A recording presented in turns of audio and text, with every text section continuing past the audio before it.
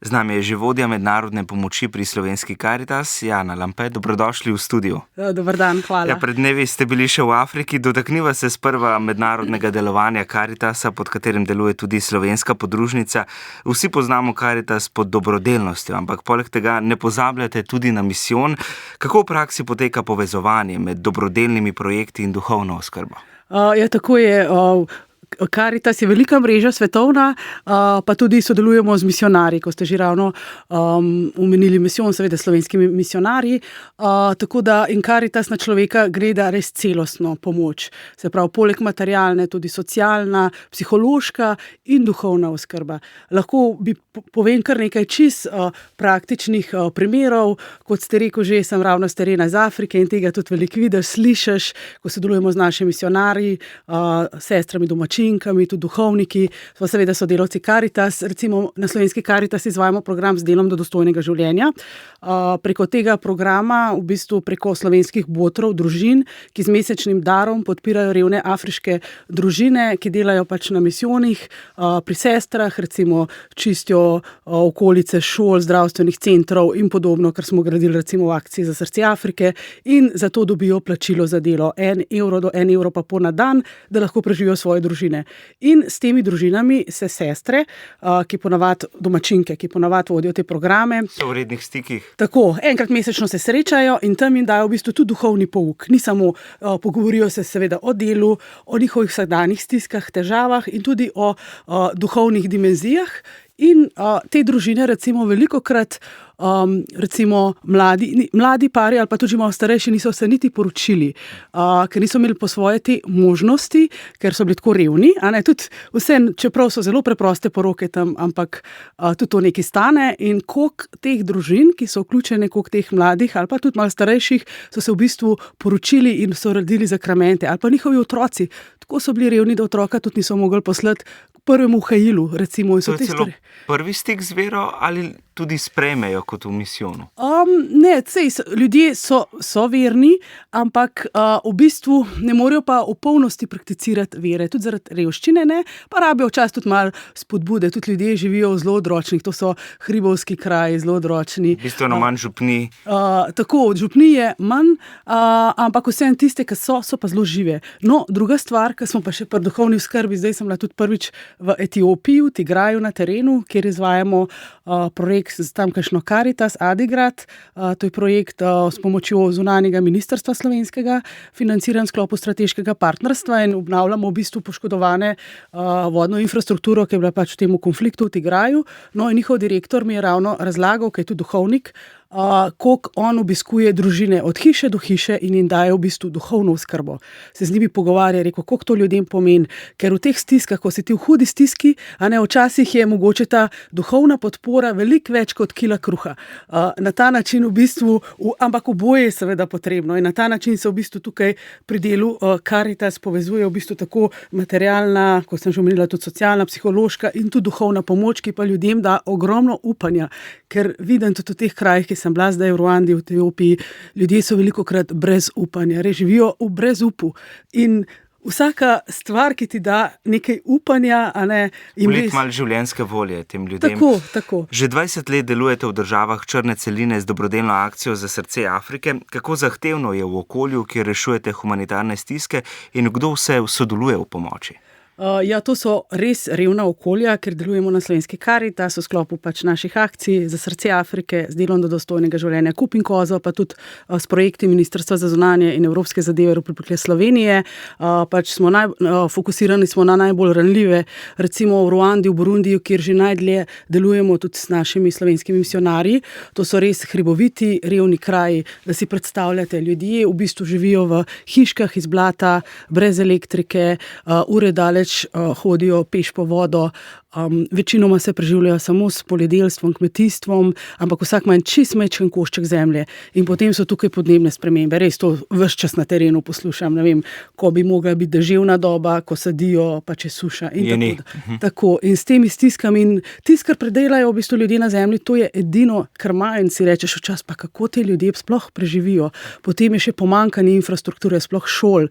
Tudi zdaj v Ruandi sem videla, koliko sem bila res v teh hribovskih krajih pa šolah, koliko primanjkuje šolskih zgradb. Ne vem, tukaj, ko smo zgradili v Mukungu zdaj internat za dekleta, imajo srednjo šolo in so ogromno mladih tukaj, ampak imajo tudi do 90, predstavljate, do 90 dijakov v enem razredu in to je nemogoča kvaliteta pouka in vidim, toliko bi še lahko šolskih zgradb zgradili, ali pa če zdaj sem bila v Etiopiji, recimo sam 50% otrok hodi v šolo, ker tudi mnoge šole so sedaj prostor za notranje razseljene, ker z Zahodnem tigraju še vedno vojna traja in seveda in tudi velikokrat starši nimajo možnosti, da bi plačali otrokom šolanje, kupili šolske potrebščine, a ne vse te infrastrukture primanjkuje pa tudi zdravstvene, a ne zdravstvenih centrov, tako da te stiske so velike. Na Slovenski Karitas pa tukaj seveda sodelujemo, naši partnerji na terenu so predvsem slovenski misionarji, pa lokalne Karitas, pa imamo pa partnerje tudi tukaj v Sloveniji. Kdo vse sestavlja misijon, da si predstavljamo? En misijon, recimo, če vzamemo zdaj Ruando, kjer sem bila, ponavadi deluje v sklopu župnije.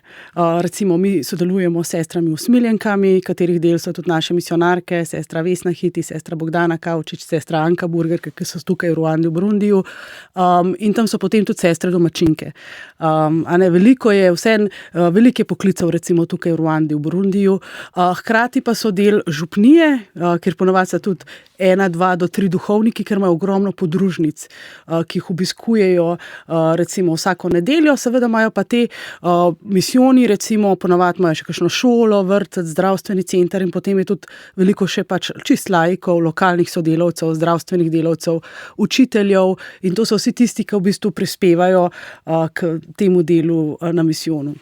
Kako versko raznolika pa je afriška celina in kako bi pisali tamkajšnje krščanske skupnosti? So povezane ali so tarča konfliktov? Omenjali ste, prišli ste iz območja, ki je pod konfliktom. Pač Afrika je versko zelo pestra, seveda se pa zelo razlikuje od države do države. Recimo Ruanda, Burundi sta več ali manj krščanski, seveda veliko katolikov, pa tudi kakšnih protestantskih, veliko je pa tudi teh sekt v Afriki, tega vidim ogromno. Ne države so pa pač večina muslimanske, recimo kot kakšna Nigerija in tako naprej. In tudi v Afriki je danes v bistvu največ kristjanov katolikov na svetu, 230 milijonov. Afriška cerkev je v zadnjih 100 letih iz 2 milijonov zrasla na to število in je zelo živa. Je pa res, da so v določenih afriških državah, sploh na zahodu Afrike, kristjani velikokrat nažalost tarča pač tudi preganjanja in tudi seveda kakšne tudi usmrtijo. To je res zelo odvisno. Recimo, jaz se spomnim takrat, ko sem šla v Centralno Afriško republiko skupaj z našo misionarko, sestro Bogdano Kavčič, ker imamo pač tudi projekte za srce Afrike in druge, da so ravno prej smo šli, da so ubili enega katoliškega škofa. In to vidiš, da so preganjeni, dogaja se tudi pač usmrtitve in tako da tudi kristjanom, katolikom velikokrat v Afriki ni lahko. Pa je vseeno, bi lahko rekli, medkulturni, medverski dialog je prisoten? Ja, drugače pa je prisoten. Sej, to so pač neki malo bolj ekstremni primeri. Že to, ko vidimo v bistvu, koliko muslimanov hodi na misijonske šole, ker vejo, da bojo dobili dobro, njihovi starši vejo, da bojo tam otroci dobili dobro izobrazbo, vzgojo. Vidimo ogromno sodelovanja med njimi in tudi te lokalne župnije, duhovniki ogromno naredijo tudi za ta medverski dialog. Načeloma ljudje nimajo problemov pač živeti. Vrata so odprta za vse, torej. Tako. Kakšno vlogo pa imajo afriške župnije in skupnosti pri dolgoročnem izboljšanju življenja? Nekaj ste že omenili. Ja, tako je. Župnije imajo ogromno vlogo pri izboljšanju življenja ljudi v Afriki, saj pač skupaj mi, pač s sestrami in tudi duhovniki. Včasih direkt sodelujemo pač na Slovenski Karitas župnijo, pač gradimo šole, zdravstvene centre, vodnjake, ljudem dajemo delo za preživetje ven, izven kmetijstva, da lahko še nekaj zaslužijo, ker teh možnosti ni. In oni seveda se srečujejo z ljudmi, tudi ko pridejo v šole, ko v zdravstvene centre in tukaj vidijo njihove stiske. In ravno te družine prek teh stisk recimo vključujemo potem v program z delom do dostojnega življenja, če vidijo sestre, da so otroci podhranjeni ali da mogoče sploh ne hodijo v šolo. Velikokrat se zgodi, so stari 10 ali več let, pa ne hodijo v šolo, ker so družine tako revne. In potem seveda ravno misijon župnija poskrbi in tudi ljudje vejo, kam se lahko obrnejo, ki bodo lahko dobili pomoč in pridejo tudi prositi sestre, prositi duhovnike. Na ta način pa ne samo pri teh materialnih zadevah, ampak jaz to vem in verjamem tudi, da ima Cerkev v Afriki, župnija v bistvu največjo vlogo pri krepitvi miru in sprave. Saj veste, pač lahko se podpiše nek mirovni sporazum na državni ravni, ampak to ni dovolj. Ti moraš delati s sprtimi lokalnimi. Zaživeti ta mir. Tako. Kaj pa bogoslužja? Kako potekajo? Kako drugačne so? Ja, res so zelo drugačna bogoslužja. Tudi zdaj sem bila na vasi, recimo v Ruandi pri maši, pride res ogromno ljudi, na tisoče, cerkve so čisto polne in ljudje se usedejo na tiste male kopli, ko srdelce, en zraven drugega. Seveda maša ponavadi traja vsaj 2 uri, pač taka normalna nedeljska maša. Veliko se poje, tudi pleše, ploska, tudi pridige so običajno pač daljše. Prostor je malo bolj odprt?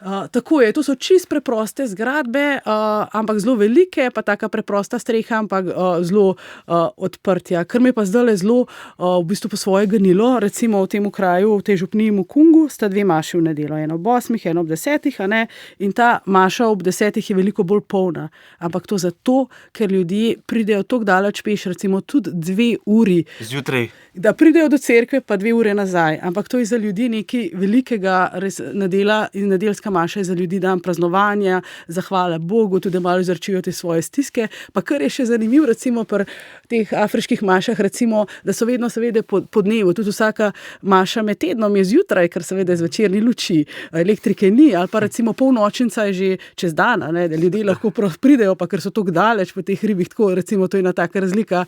Je pa res veliko veselja, bolj sproščene so te maše, ampak zelo lepe. Kako domačini sprejemajo slovenske misionarje, bolj kot pomočnike pri preživetju ali kot pričevalce vere? Ja, sigurno jih sprejemajo tudi kot pomočnike pri preživetju, ampak so jim zato tudi zelo hvaležni. So pa tudi pričevalci. Res, že zame osebno so pričevalci, ko si z njimi na terenu, ko vidiš, kako da oni v bistvu svojo vero živijo. In to ljudje vidijo in jih spoštujejo. Tudi ta odnos naših misionarjev do ljudi, recimo vsega pozdravijo, vprašajo, kako si. Vidiš tudi misionarke, recimo primer misionarke sestre Bogdane Kavčič, ki je že 54 let v misijonih in ko skupaj včasih obiskujemo v Burundiju še druge misijone, ljudje jo povsod poznajo. In jo hodijo pozdraviti, recimo zjutraj po maši, ko je sreča čez dan, vidiš to, ampak vem, da so jim tudi zgled in kako oni, res to občudujem, kako oni spoštujejo te ljudi, spoštujejo misionarje. Pa ne samo tisti domačini na misijonih, kjer so, ampak tudi recimo do vseh, ki jih srečujemo kje na cesti, do recimo, ne vem, so razne tudi kontrole, policijske ali karkoli, vidiš, misionarje res spoštujejo in vejo vsi, koliko naredijo v bistvu za afriškega človeka, tako da je res to pač so en velik zgled vsem ljudem s svojim delom, življenjem. Morda v Afriki zaznavate večjo odprtost do vere kot v Evropi, kjer smo pogosto v nekakšnem krču oziroma se srečujemo z versko ravnodušnostjo? Ja, vsekakor so bolj odprti za sprejem vere, za verovanje, ker jim je tudi velikokrat edino upanje, kamor se lahko naslonijo v vseh teh stiskah, ki jih imajo, a ne tukaj še zmeraj veliko lakote. Ne vem, če ti ne veš, kaj boš dal svojemu otroku usta. Veliko je tudi recimo nasilja po družinah, tudi povezani z revščino, se pravi, ljudje res težko živijo, ko ti hodiš tisto težko kantico 25 kil vsak dan, 2 ure, 3 ure daleč po vodo, ko ne veš, ko nimaš denarja, da bi otroke poslal v šolo. Vse te stiske se mi zdi, da ko pridejo v cerkev k Bogu, da jim res to jih opogumlja te ljudi in so odprti, tudi, ampak seveda mora imeti pa tudi spodbude, a ne včasih, to jim pa dajo seveda duhovniki, sestre, pa da jim še pomagajo pri teh vernih, ker vedeti je treba, da je te veliko odraslih, večina odraslih ko tukaj ne zna ne brati, ne pisati. Recimo, ko v projektih delimo neke, ne vem, ali neke motike, semena, karkoli, vidiš, ko se ljudje podpišejo s prstnim odtisom. Tako da tudi nimajo te možnosti, da bi se sami v bistvu duhovno pač izobraževali, ampak potem seveda v Afriki gre še vedno vse od ust do ust. Tudi ni še, vse prihajajo telefoni, po eni strani so šli z motike direkt na mobitel, ampak še vseh tega vsi nimajo, ampak te informacije od ust do ust in tudi, če se slišijo od drugih, recimo tudi v tem smislu, da jim vera pomaga, recimo tudi na ta način. Ja, afriška cerkev se zelo širi, je zelo odprta in zelo živa. Digitalni prehod je verjetno počasnejši kot v Evropi. Jih tudi doseže? Ja, jih. Recimo Ruanda je ena država, ki ima zelo hiter digitalni napredek. Oni imajo v bistvu to spletno bančništvo zelo razvito, ker tam bank ni, ampak so zdaj prišli na to, da si flikajo recimo denar, sredstva preko spletnega bančništva. Tako da to je zelo zanimivo, seveda, ampak bolj mogoče pri mlajših generacijah, seveda starejše generacije, mnogi še nimajo telefona. Vidim pa tudi, da tisti, ki nimajo, da si zelo želijo. To sem zdaj tudi slišala, ker jim vseeno v teh razmerah, jim to zelo pomaga v bistvu tudi vsakodnevno funkcionirati. Seveda so pa tudi pasti tega. In to je tudi možnost dostopa do različnih verskih vsebin. Tudi, seveda. Saj imaš na spletu, vsakodnevno imaš, seveda, tisti mladi, vsi mladi pa hodijo v šolo, vse v velikih državah, in so izobraženi, znajo brati. No, po drugi strani pa, kar je zanimivo, tudi recimo dostop do informacij ali pa tudi verskih vsebin, recimo te države imajo Radio Marija, pač verski radio večinoma, in mi smo preko projekta Ministrstva za zunanje in evropske zadeve v Ruandi skupaj s Caritas Ruando zagotovili 780 družinam sončne celice z lučjo. Prvič je to, da imajo sploh zvečer luč, da se otroci lahko učijo. Vsi starši so mi že povedali, da so otroci izboljšali učne pač rezultate, samo z enimi navadnimi sončnimi celicami za 100 evrov. Po drugi strani pa tukaj lahko tudi seveda napolnijo mobitele in poslušajo radio. In tukaj dobijo informacije in tudi verske vsebine. In še kakšen sosed pride in pač tako se stvari širijo. Zato so toliko hvaležni, kolikor sem slišala v teh dneh, res od teh ljudi, ki sem jih poslušala, živeli smo v temi, zdaj smo pa dobili luč. In to je tudi nekako lepo sporočilo. In lepo sporočilo, ja. Za konec, gospa Lampe, kako na vas osebno vpliva srečevanje z vero v Afriki? Vas tamkajšnja skupnostna moč vere še dodatno navdihuje? Ja, sigurno me ta živa vera in to veselje, ki ga imajo ljudje v Afriki, sploh nad drobnimi stvarmi, ali pa tudi veselje, da grejo v cerkev, da se lahko zahvalijo Bogu, to me zelo, zelo navduhuje. Čeprav živijo zelo težko, ampak je njihova vera v bistvu še močnejša. Ena najlepših stvari mi je, to imajo v Ruandi, v Burundiju, ko imajo po obhajilu vedno pesem zahvale. Vsi vstanejo, eni ploskajo, drugi pa z rokami slavijo Boga, ampak prav čutiš to hvaležnost. To je tako močno, to je tako nekaj lepega. No? Pa po drugi strani, pa me pa tudi osebno čisto navdihuje v bistvu srečevanja s temi preprostimi ljudmi, ki so vključeni v naše programe, ko poslušam njihove zgodbe, njihove težave, stiske, pa tudi v bistvu, ko vidim, kako je v bistvu slovenska pomoč mi je izboljšala življenje, res takrat čutim največ Boga.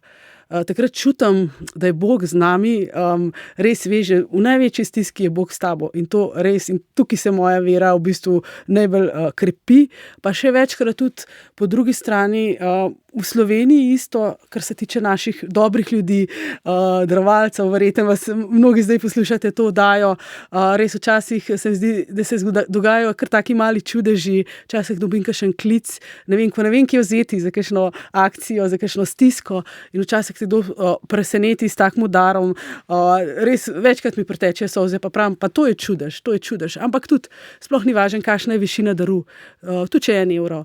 Vsak dar, vsaka solidarnost, tudi če je to dar v Boga, šteje in je res neizmerne vrednosti za te revne ljudi v Afriki in tudi zelo so hvaležni.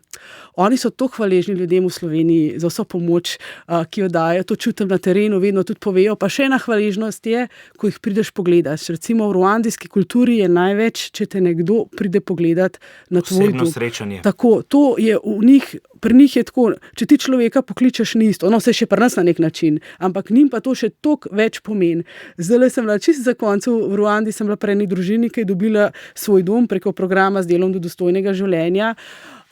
In je rekla gospa, ki je vključena bila v delo v Kigaliju, je rekla, res ogromno je bilo, da smo dobili delo, da smo preživetje dobili, ampak da ste nas še vi prišli pogledati na naš dom. In to so bili gajni ljudje, da sploh niso najdel besed, tako da jaz pa tudi. Gospa Jana Lampe, hvala, ker ste bili naša gostja. Še naprej vam želim uspešno delo. Najlepša hvala. Vam, drage poslušalke in cenjeni poslušalci, pa lep preostanek dneva.